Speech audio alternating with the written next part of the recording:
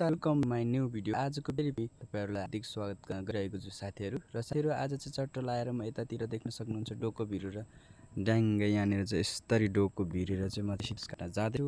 आज साथी तपाईँ एकदमै सन्चै हुनुहुन्छ, म पनि एकदमै सन्चै छु। र साथीहरू मेरो च्यानललाई सब्सक्राइब गर्नु छैन भने अहिले नै सब्सक्राइब गरिदिनु होला।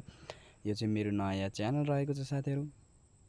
र कस्तो अवस्थामा हुनुहुन्छ, के गर्दै हुनुहुन्छ, सन्चो बिसन्चो के छ तपाईँको हालखबर यतिखेरको त्यो पनि कमेन्ट मार्फत लेख्नु होला। र साथीहरू यसपालि चाहिँ हाम्रो गाउँतिर एकदमै धेरै पानी परेको हुँदाखेरि चाहिँ यहाँ अगाडि देख्न सक्नुहुन्छ पानी चाहिँ आफै यो बाटोमा जमेर यस्तो हालत भएको छ। वरिपरि चाहिँ यस्तो ठुलो घना जङ्गल छ र घना जङ्गलको बिचमा पनि पानी चाहिँ यस्तो खतरासँगले चाहिँ जमिरहेको छ है त साथी।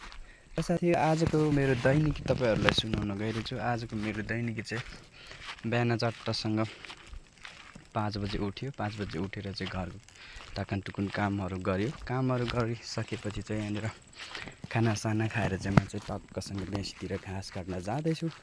र साथीहरू तपाईँहरू चाहिँ यतिखेर के गर्दै हुनुहुन्छ, आफ्नो कुराहरू कमेन्टमा लेख्दै गर्नु होला। म चाहिँ अर्को भिडियोमा तपाईँहरूसँग भेट्न आउनेछु है त। धन्यवाद सबै साथीहरूलाई।